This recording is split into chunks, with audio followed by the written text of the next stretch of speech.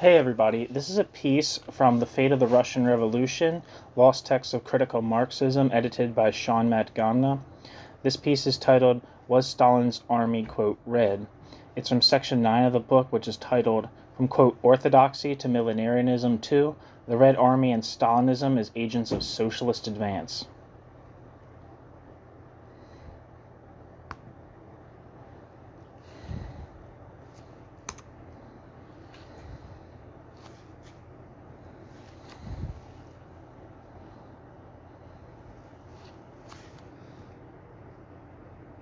The footnote here says this was originally published in Labor Action under the heading, What is the Trotskyist Position on Stalinism, the Victories of the quote, Red Army, and the Struggle for Socialism. It's from, did I say already that it's from March 15th, 1943. There seems to be no end to the nonsense and the downright fraud that is written about Russia and her army in the war. When these scribblings appear in the capitalist or the, quote, liberal press, it is not very surprising. The writers and editors are either sublimely ignorant of what Russia really is and really is doing and aiming to do, or else they do not know, or else they do know but will not say, because to tell the truth about Russia would help dispel some of the myths they have carefully crafted about the war in general and the so-called United Nations in particular.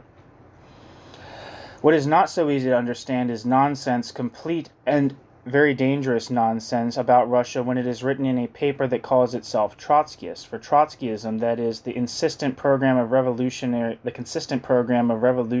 socialist internationalism to which we firmly adhere, is the irreconcilable enemy of Stalinism, simply because working-class socialism is utterly incompatible with totalitarian tyranny. In the report of a speech made in New York on the, quote, class meaning of the Soviet victories, end quote, by Felix Morrow, the February 27th issue of The Militant says, quote, the stranglehold of the Soviet bureaucracy, Morrow stated, has progressively weakened with every new Red Army victory and its consequent rise of morale among the Soviet masses. The Red Army is fighting for a socialist Europe as well as a socialist Russia, he declared, and they will never submit to any underhanded deal to preserve capitalism in Europe for the benefit of the very same imperialist powers that attempted to overthrow the October 1917 revolution, end quote. Felix Morrow. It would, we suppose, be possible to compress into a few lines even more errors than are contained in It would, we suppose, be possible to compress into a few lines even more errors than are contained in the 70 words of the above quotation, but that would require a supreme effort exerted by the organized collaboration of more than one person. To point out the errors, however, requires very little effort. Quote, the stranglehold of the Stalin bureaucracy has progressively weakened with every Red Army victory, end quote. Where, when, and how? We are careful readers of The Militant, and we look through more than one other paper. Nowhere, thus far, not even in the pages of The Militant, have we read a single important, or for that matter, unimportant fact to support this absurd contention. A weakening of the stranglehold of the bureaucracy would manifest itself in any number of concrete ways: sharp divisions in the upper circles, concessions of one kind or another to the masses, a modernization of the terror regime, increased independent class activity of the workers, etc. Will such things, especially the last named, take place? Whoever understands the real situation in Russia is certain that they will. But as yet there is no sign, no evidence for Morrow's assertion. What is more important is the radically wrong linking of the weakening of the bureaucracy with the victories of the army. In general, a totalitarian regime is weakened in wartime when it suffers military setbacks. For example, there is objective evidence that such was the case in Russia in the period when the army was standing still or losing ground in the first war with Finland. John Scott's book on Russia makes interesting reading in this regard. To speak now, especially now, of a weakening of the bureaucracy's stranglehold on the country and its people is, at the very best, wishful thinking. More simply, Morrow is talking up a spout. This applies essentially to his words about the, quote, consequent rise of morale among the Soviet masses, end quote. What, pray, is the evidence for this statement? If by, quote, morale, end quote, Morrow is referring in general to the readiness of the masses to fight, to make sacrifices, then there is at least some evidence to warrant making the statement, but substantially the same thing could be said about the, quote, morale of the Germans and Japanese, for instance. Didn't their morale hold up and rise with the big victories of their armies? And isn't it still pretty high according to most reports? What does this fact by itself prove about Russia that it does not prove about Germany or Japan? But Morrow spoke on the, quote, class meaning of the Soviet victories, end quote. If so, he should have dealt with the class morale of the Russian workers. If that is what he had in mind, his second statement falls into the same category of the first. Nonsense. There is no evidence, again, we emphasize as yet, of any rise in the class morale of the Russian workers. Such a rise would show itself in the development of a class understanding of, and therefore opposition to, the Kremlin's alliance with imperialism, in the development of organized opposition, however primitive, to the counter-revolutionary regime, in the development of an independent class movement, of a socialist consciousness, of internationalist spirit. That will come, we are utterly convinced. But where is there a signal sign of it now? We, and others, would be obliged for a little information on this score. Until we get it, we must continue to say that Morrow's lips are still glued to a spout. Quote, the Red Army is fighting for a socialist Europe as well as a socialist Russia, end quote.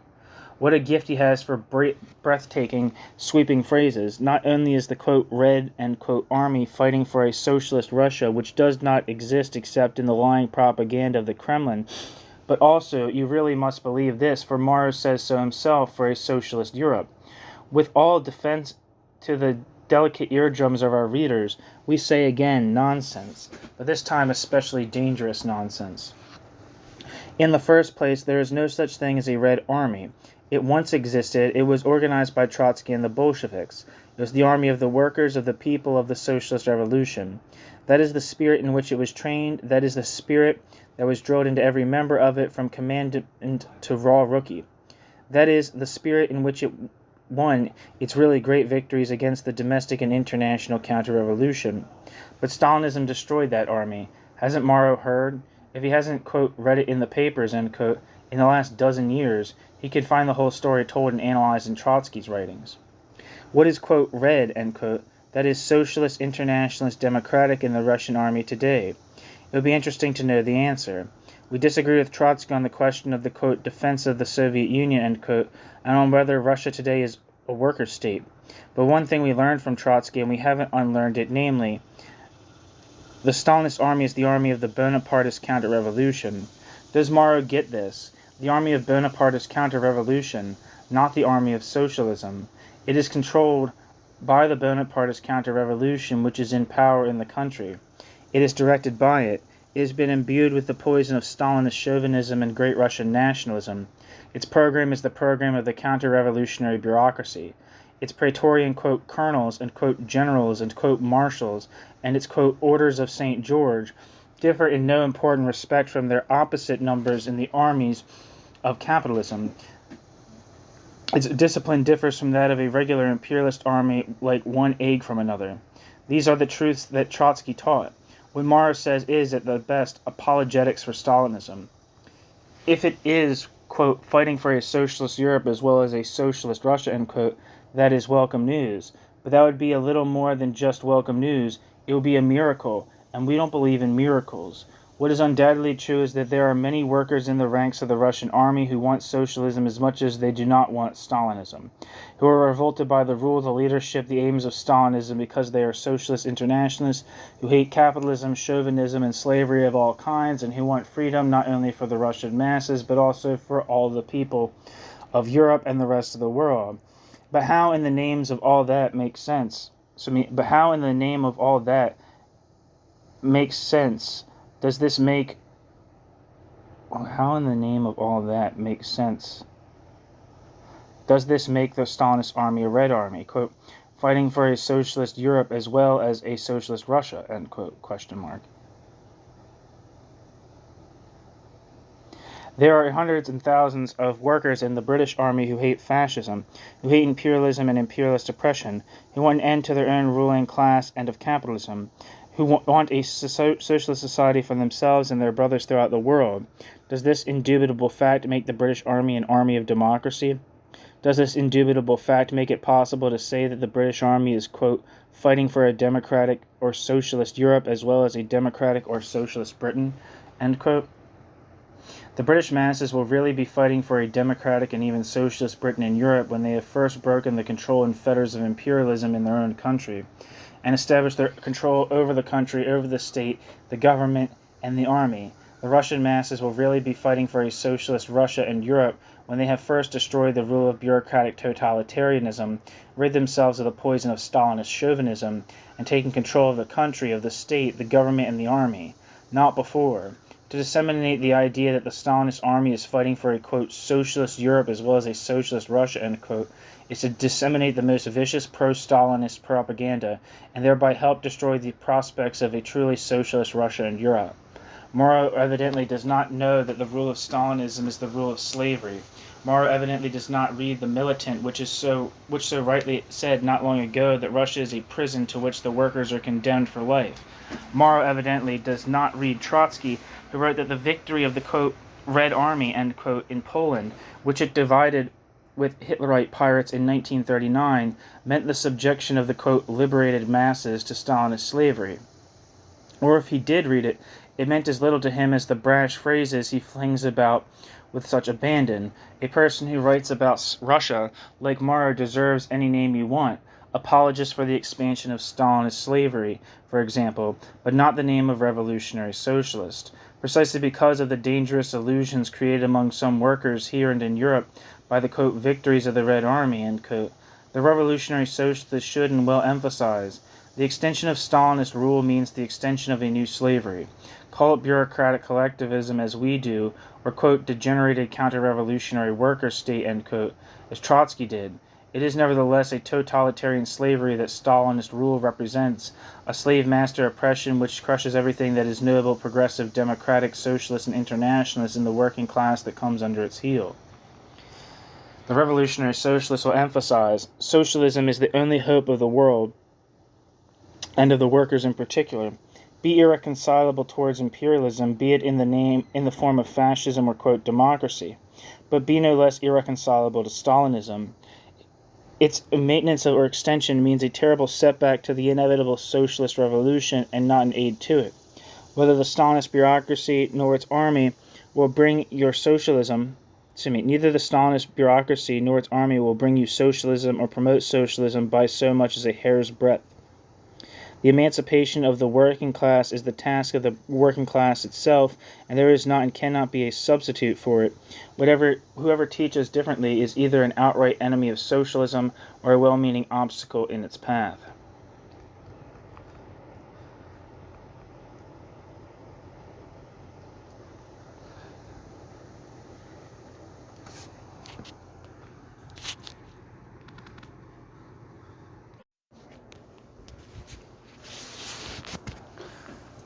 Section 2. Now, this section appears to be from a different article.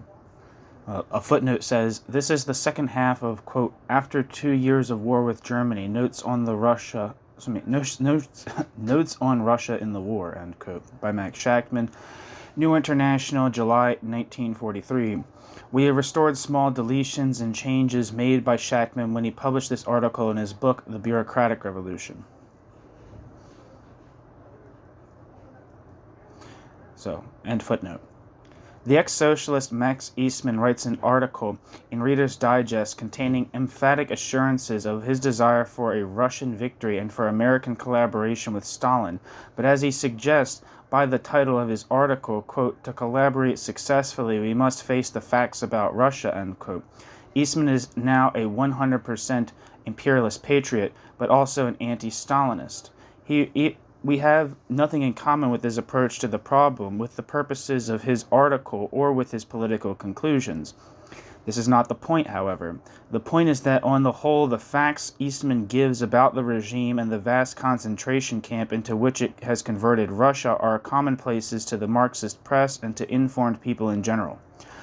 The Stalinist apologist, Professor Max Lerner, the new political writer of PM, sets out to answer Eastman, and he has one central refutation of the facts marshaled by the latter. Quote, "As I read Eastman on Russian poverty and the subjection of the people, I kept thinking, if these people are slaves, why do slaves fight so well?" End quote. PM, July 1st. Let's see if my internet's working.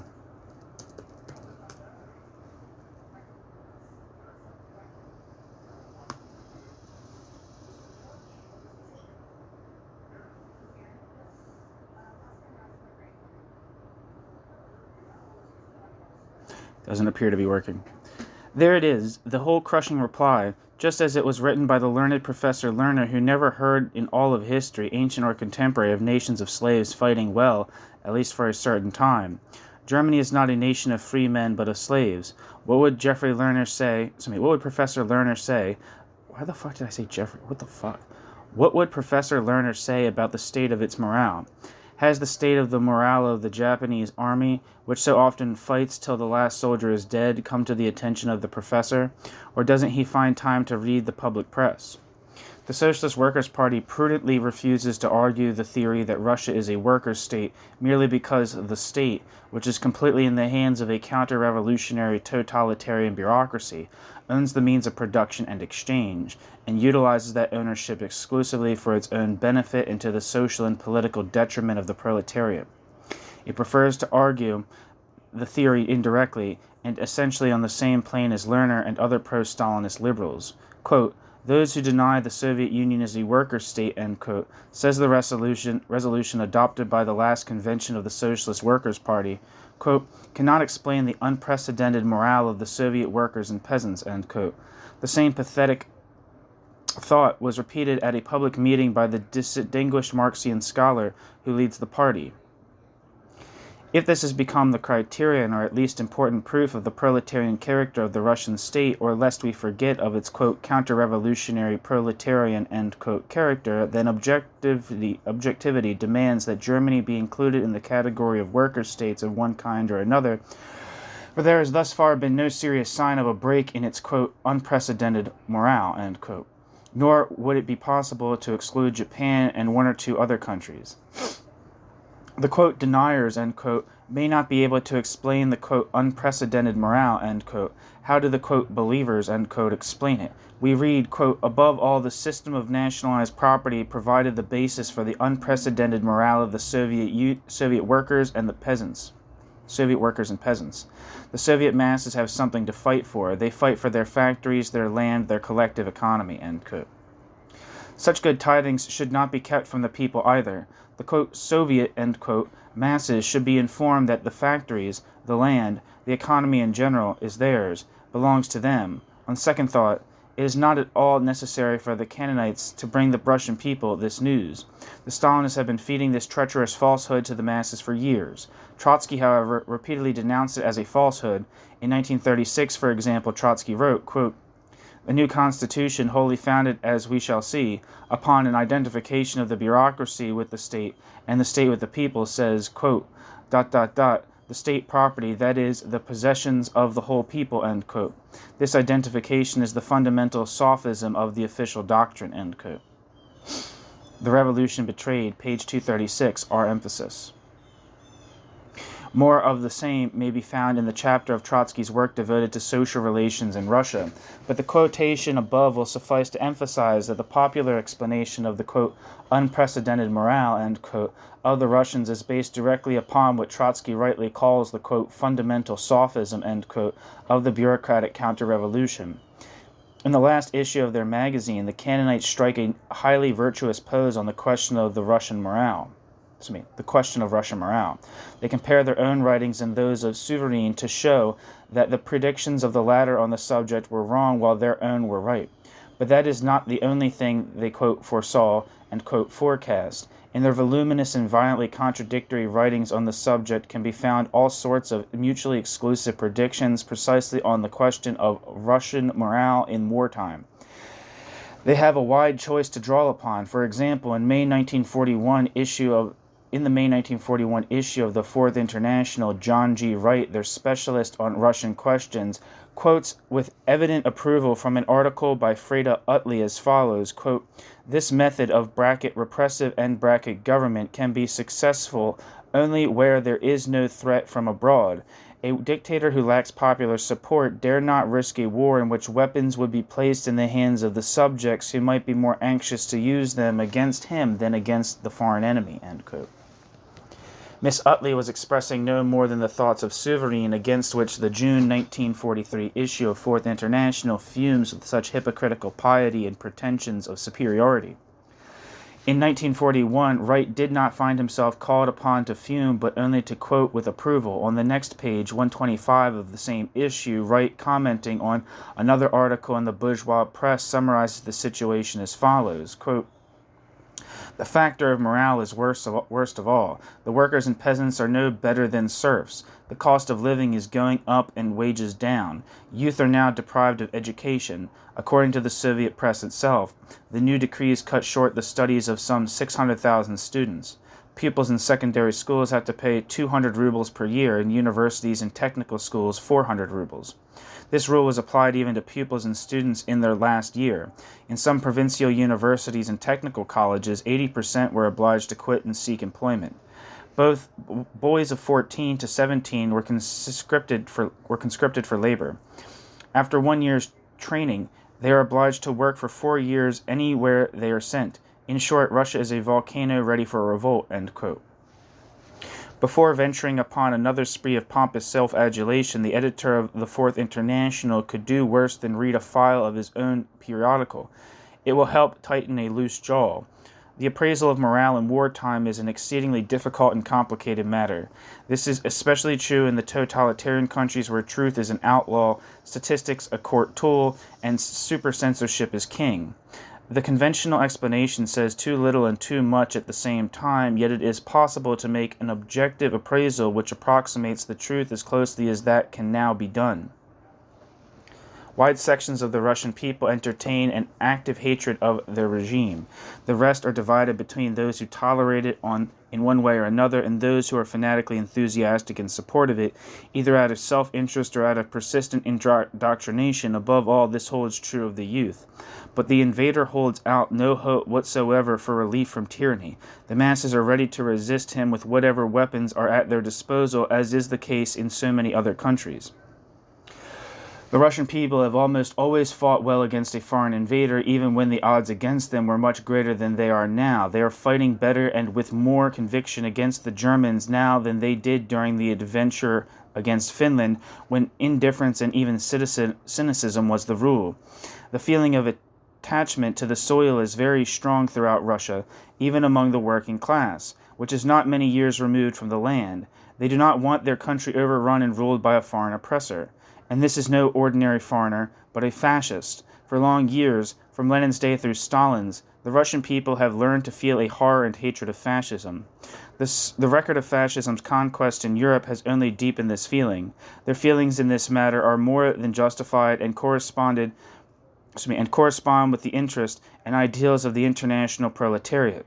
So also do the feelings of those British workers who support the war against Germany because they fear a victory of fascism, which would destroy their national independence and, above all, their democratic rights and working-class institutions. The British worker has postponed, so to speak, his settlement of accounts with his own rulers until he has removed the threat of the Nazi knife at his throat.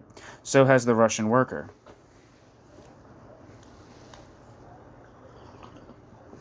The task of the revolutionary Marxist can be fulfilled only by taking these progressive sentiments into full account, while continuing their, quote, patient enlightenment, end quote, of the masses as to the imperialist and reactionary nature of the war itself, the harmfulness of political support of the war and the war regimes, the need of breaking with imperialism and the ruling classes, the urgency of an independent internationalist road for the proletariat of all countries.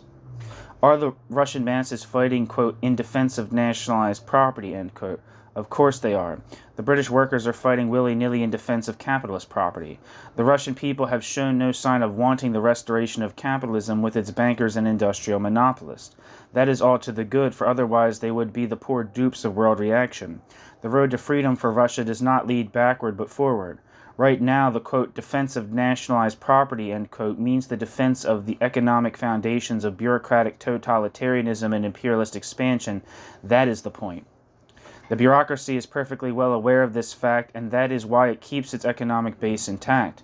That is why it fights for it with such tenacity and such indifference as to what alliance it makes with what capitalist imperialist powers at the expense of the working class.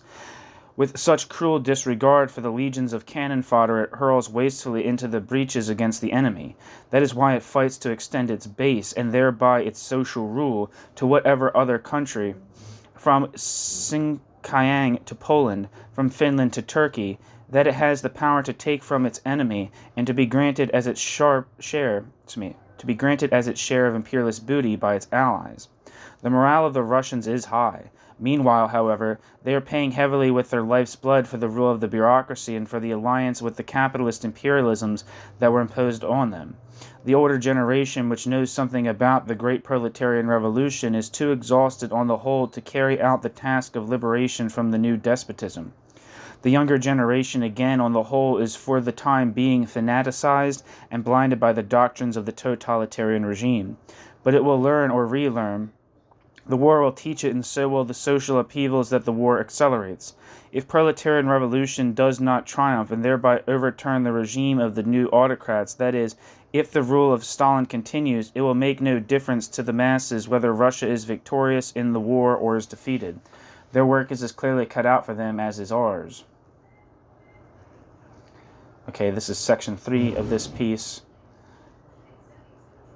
And a footnote says, this is from Max Shachtman, what class in Russia owns the nationalized property? Apparently in the text you probably it seems like what it's saying here is that it says, quote, M. Morrison, end quote, was a pen name of Albert Goldman's. So I'm assuming that if M. Morrison is named in this section, it's referring to Albert Goldman. The Cannonites, the Socialist Workers' Party, and the Militant, which expresses the Socialist Workers' Party's views, are not in a happy position with regard to the famous, quote, Russian question, end quote. We refer specifically to the careful silence they feel obliged to preserve about our criticism of Trotsky's theory, which they share, that Stalinist Russia is a, quote, degenerated workers' state, end quote. In the party dispute in 1939, they would discuss nothing apart from the question of the class character of the Russian state. We who were members of the Socialist Workers' Party before the Cannonites expelled us were not at that time challenging Trotsky's views on that question. Since then, we have not only challenged it, but worked out a criticism and our own position in a dozen published documents. But not a word of comment, much less critical discussion and refutation, has come out of the Cannonite camp. The fact is that, against our criticism, their position is untenable. That is demonstrated both by their silence on the fundamental questions we have raised and by the hopeless confusion into which they fall when they try to deal indirectly with our views on Russia, indirectly being the only way they have tried so far. Here is the latest example. In the July 1943 issue of the New International, the writer dealt with several aspects of the question under the title of, quote, Notes on Russia in the War, end quote. That's referring to Shachtman. Shachtman's referring to himself here. The most important, quote, note, end quote, particularly from the standpoint of Trotsky's final development of his theory, uncritically accepted by the Cannonites, dealt with his characterization of the Stalinist bureaucracy as one that carries out what can only be called the, quote, counter-revolutionary socialist revolution, end quote. This position of Trotsky is treated in some detail in the New International, and the interested reader is referred to it. But as usual, not a word from the Cannonites, who are not coy about calling themselves the only genuine Trotskyists. In the August 21st issue of The Militant, however, M. Morrison, Albert Goldman, comments on my article.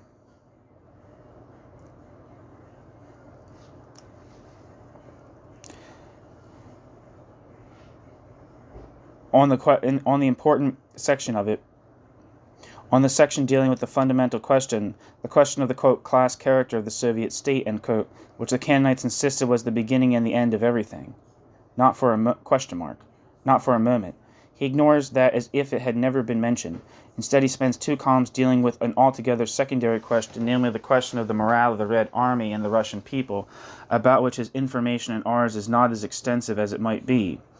In my article, I argue that the apparently high morale of the Russians may be explained on many grounds, some, but not all, of which are mentioned. In any case, I wrote, it is preposterous to claim that their high morale is any kind of proof that Russia is a workers' state, for which such an argument you could likewise prove that Germany or Japan or England is also some kind of a workers' state.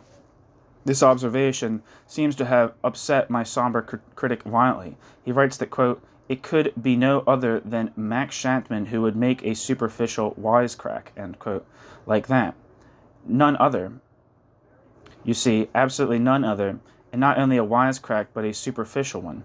This is not his most crushing answer. He has heavier ones. Quote, the morale of the Red Army, end quote, continues Morrison, Albert Goldman, quote, does not, of course, prove that the Soviet Union is a worker state. The suggestion that someone said something to this effect is one of Shachtman's debating tricks, to make the opponent look ridiculous, end quote.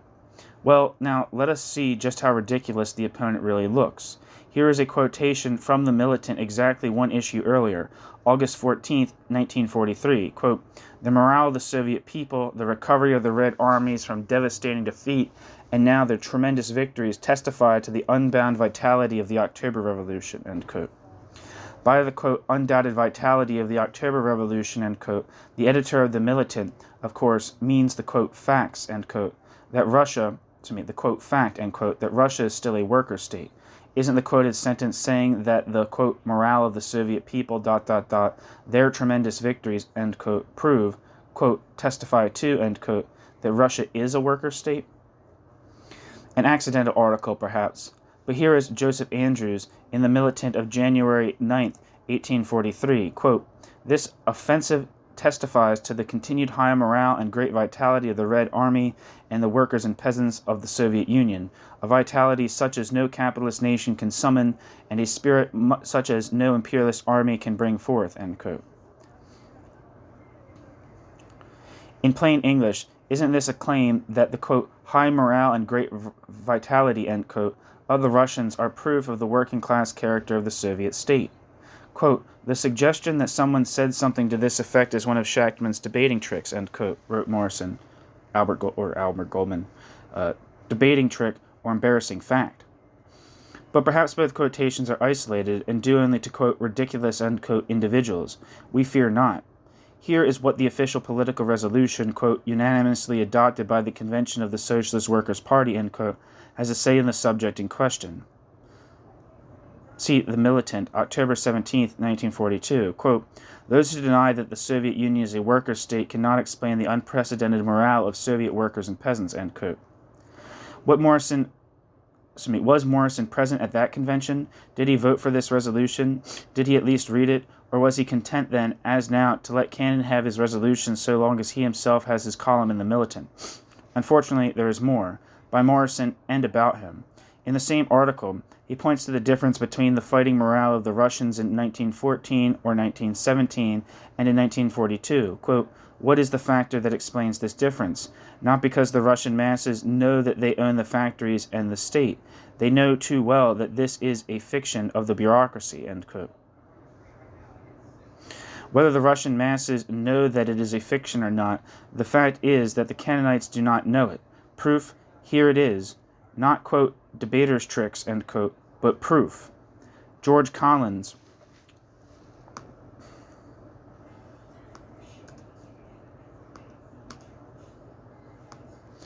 in the Militant of September 12, 1942, quote, but the workers and red soldiers of the Soviet Union fight with a bitterness unmatched in this war because they are defending the socialist achievements of a workers' revolution. Factories, mines, mills, railroads, workshops belong to those who work them. The soil belongs to those who till it, end quote. editorial in The Militant of July 31st, 1943 on Russian morale. Quote, why? Because they, bracket, the Russian workers and peasants, end bracket, has something to fight for. Nationalized property, the land and factories which belong to them, their planned economy, end quote. Again, straight from the fountainhead of the last Socialist Workers' Party convention resolution, as printed in The Militant of October 17th, 1942, quote, the Soviet masses have something to fight for. They fight for their factories, their land, their collective economy, end quote. What are these statements? According to Morrison, and he is of course right as two and two make four, they are simply the repetition of a bureaucratic fiction, that is, a fiction of Stalinism. Who has been spreading these Stalinist fictions? Morrison's comrades, Morrison's party, the party resolution for which Morrison and all the other absolutely genuine and 100% Trotskyists voted. Debater's trick or embarrassing fact. But if it is a Stalinist fiction to say that the Russian workers own the factories and the state, what is not a fiction? In other words, what is the truth? And if they have neither the means of production nor the state, what do they have? The, quote, nationalized means of production, end quote. But these are entirely in the hands of the state, which the masses do not have, but which the counter-revolutionary bureaucracy does have, and has exclusively. The masses, then, have nothing. Excuse us, they do have something, a vast prison. The Militant once wrote literally, and correctly, that the Russian factories are a prison to which the workers are sentenced for life. Trick or fact? The statement that the Russian, quote, factories, mines, mills, railroads, workshops belong to those who work them, the soil belongs to those who till it, end quote, is not the only bureaucratic fiction the Canaanites are guilty of spreading. The Militant has written that the Stalinist army pursues, quote, working-class aims, end quote. Fiction. It has even called this instrument of counter-revolutionary Bonapartism in Russia, quote, Trotsky's Red Army, end quote. Fiction. It is said that this army, quote, is fighting for a socialist Europe as well as a socialist Russia, end quote. Fiction. It went so far a few months ago, bracket, February 6, 1943, end bracket, as to say that, quote, the self-sacrificing Russian workers, bracket, are, end bracket, producing under socialist methods, end quote. It was not the Daily Worker that wrote this, but the Militant. Wisecrack? Trick? Distortion? No. We state the simple, sickening facts. But these are, after all, merely aspects of the biggest of the bureaucratic fictions, the theory that Russia is still some kind of worker state. This theory can be tested only in practice. It would pass the test if it could be shown that in some meaningful way the Russian masses do own or control or have their interests represented by the state which has the means of production in its hands. That's just what cannot be shown. Hence the confusion and embarrassment of the Canaanites, hence their swinging from the dissemination of Stalinist fictions to Morrison's, or Albert Goldman's, quote, repudiation, end quote, of the fictions, hence the, quote, ridiculous opponents, end quote, and hence their shyness at debating the question openly and directly with revolutionary critics. This is the fourth section.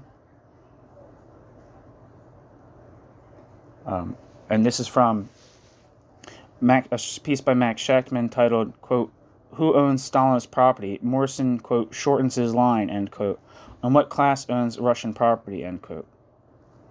Here we go. Section 4. It is little short of amazing that people can do with the riches of modern vocabularies when they are hard put. Take, for example, the problem of announcing in the least embarrassing way the fact that your army has retreated instead of advancing or even held its own. Those responsible for issuing the war communiques do not simply say, quote, our opponents won the battle and we retreated, end quote. How would that sound back home? Instead, they write, quote, we have successfully disengaged our forces from the enemy, end quote. Or, quote, enemy attempts to contact our rear guard were effectively thwarted, end quote. Or, quote, we have triumphantly evacuated the fortress because of a lack of adequate housing and sanitary facilities, end quote. Or more simply, quote, we have shortened our line, end quote. That sounds better. So it is in war nowadays, so it seems it is in political debate. A good case in point is M. Morrison, the Canaanite essayist of The Militant. Again, Albert Goldman. A few issues ago in these pages, we pinned him right to the board. We pinned him right to the board. He described as, quote, one of Shachtman's debating tricks, end quote, the, quote, suggestion that someone, end quote, in the militant had said that the morale of the Red Army proves that Russia is a worker state. I therefore proceeded without tricks of any kind to quote half a dozen occasions when writers in the militant said precisely that. What does Morrison reply in a roundabout way, presumably in discussing a letter from a Chicago reader? In the Militant of October 2nd, he blandly writes, quote, it was a rather risky statement to make, I must admit, because it is quite possible that some comrade was guilty of making a bad formulation. I assume the risk because Shachtman failed to cite any quotation justifying his assertion, end quote. But once Shachtman has presented 6 or 7 quotations, quote, justifying his assertion, end quote, what does Morrison do? He, quote, shortens his line, end quote, as they say in the war communiques. He repeats one of the quotations to create the impression that it was the product of some isolated and not entirely thoughtful or representative writer. Quote, Shachtman, end quote, he says, quote, has to be grateful to the editors of the Militant for overlooking an incorrect formulation now and then, end quote. My emphasis, Max Shachtman. What Morrison does not tell his readers, who he hopes did not see the Labor Action article, is that it was not a question of, quote, overlooking or, quote, overlooking a, quote, incorrect, end quote, formulation, quote, now and then, end quote. Among other quotations, we printed one from no less a document than the, quote, unanimously adopted, end quote, political resolution of the Convention of the Socialist Workers' Party, end quote. So, I don't know why I said end quote. Quote, the, quote, unanimously adopted, end quote, political resolution of the Convention of the Socialist Workers' Party. What is more, I showed pretty plainly that this, quote, incorrect formulation, end quote, was the sum and substance of every comment the Militant makes on Russian morale. But Morrison is shortening his line, and not only on that front. In a still earlier issue, I addressed a few questions to the editor of the Militant. That paper has been repeatedly printing the outright Stalinist falsehood to the effect that the means of production in Russia belong to the workers and peasants, or the people. We asked the editor how he reconciled these statements made in an, quote, official, end quote, Trotskyist paper with the assertion by Trotsky that the identification of, quote, state property, end quote, with, quote, possession of the whole people, end quote, is the, quote, fundamental sophism of the official doctrine, end quote, that is Stalinism. That is of Stalinism, excuse me. Morrison replied by, quote, officially, end quote, ignoring my question. In other words, and as usual, he dealt with them in a roundabout way, but his answer was good enough, all things considered. Do the Russian workers own the factories, as the Militant has said repeatedly? No, replied Morrison, quote, they know too well that this is a fiction of the bureaucracy, end quote. And 2 weeks ago, quote, I must, however, admit that the expression, quote, the workers of the Soviet Union own the factories, end quote, was actually used in the Militant, end quote. If Morrison were genuinely objective and did not confine his indignation to the Stalinists for the mockery they make of self-criticism, he would have acknowledged that this, quote, incorrect formulation, end quote, this, quote, incorrect formulation, end quote, was not only, quote, actually used in the Militant, end quote, but is contained word for word in the above-mentioned official convention resolution of the Socialist Workers' Party. Perhaps my lordly critic didn't see it, either when it was written or printed, or when he voted for it in the convention, or when it was reprinted. So here it is again, straight from the resolution, quote, the Soviet masses have something to fight for. They fight for their factories, their land, their collective economy. End quote. My emphasis, Max Shachtman. Thus, as I once said, the very fountainhead of Stalinist fiction, the very fountainhead of Stalinist fiction is the official position of the Socialist Workers' Party, and not of an occasional writer whose repetition of it is, quote, overlooked, end quote, by the editor, quote, now and then, end quote. To be the disseminator of Stalinist fiction, and the fundamental one at that, is a confoundedly bad thing for a, quote, Trotskyist, end quote, party and paper to be pilloried for it even worse. Therefore, Morrison, quote, shortens his line, end quote, and condemns, not the resolution he voted for, quote, overlooked, end quote, but condemns, Shachtman. As the Germans say in their communiques, quote, our forces were obliged to disengage themselves because the barbaric Russians were armed, end quote. We would be done for the moment if Morrison had not retreated from the frying pan into the fire.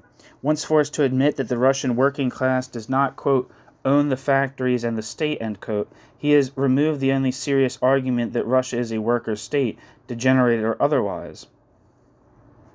The Chicago Reader, whom his October 2nd article ostensibly answers without quoting directly, has obviously asked, if the workers do not really own the factories, what happens to our theory of the worker state? Morrison's explanation is a piece of muddled sophistry if ever there was one, and it goes without saying that it is smeared over with liberal layers of, quote, dialectics, end quote.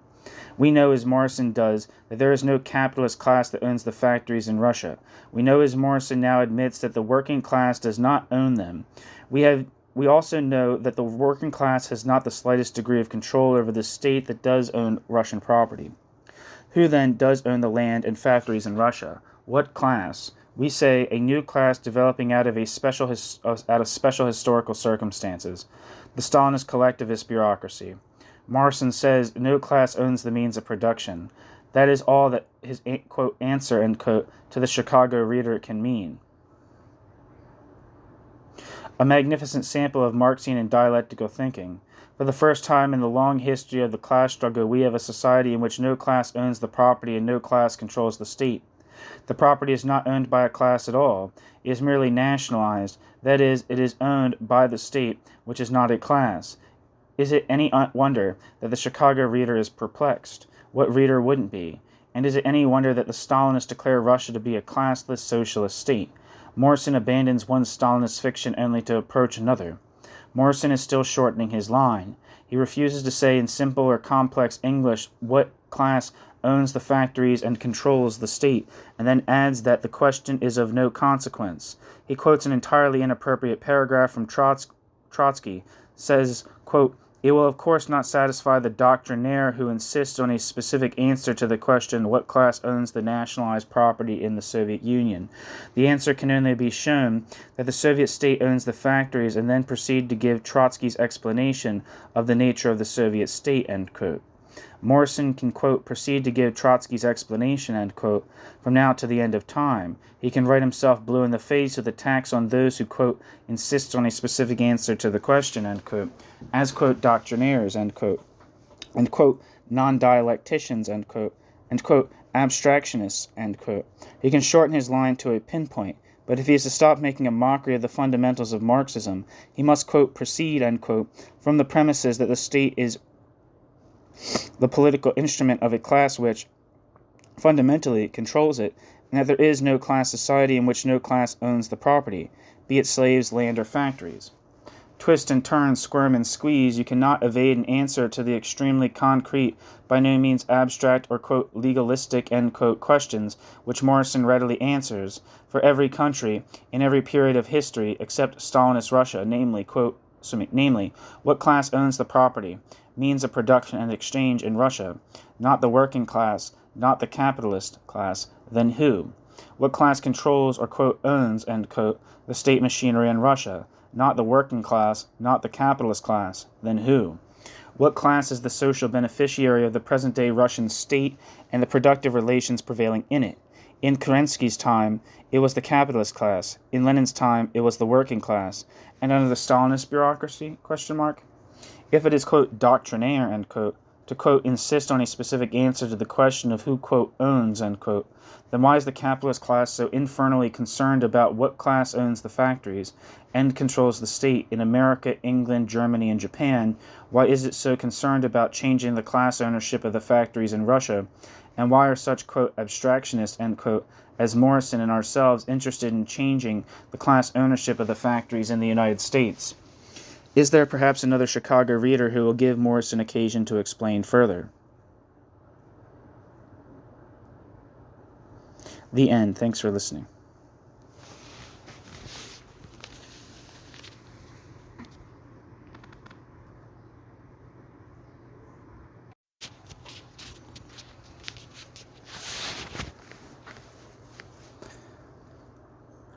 Appendix. The class meaning of the Soviet victories. This is by Felix Morrow, from the Fourth International, March 1943. It's only a paragraph, so this is being attached to the Shachtman piece, which is titled, Was Stalin's Army, quote, Red?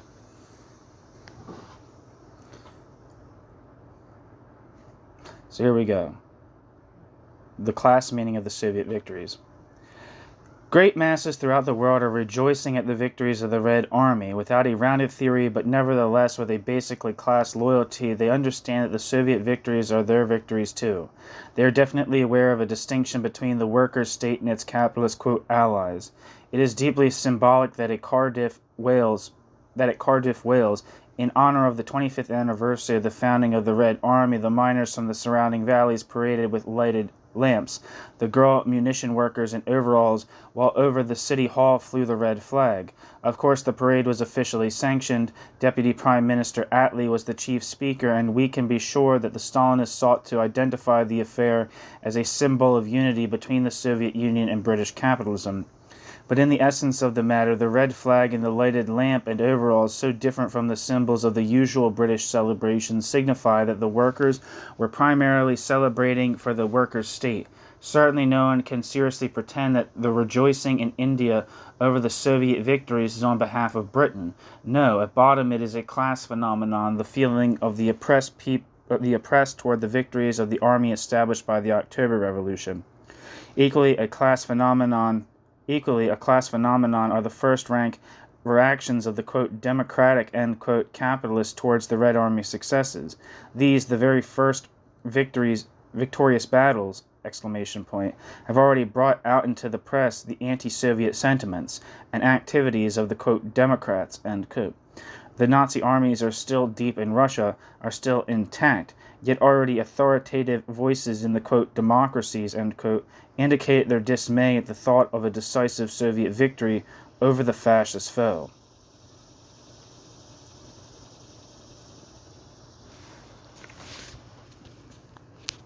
The end.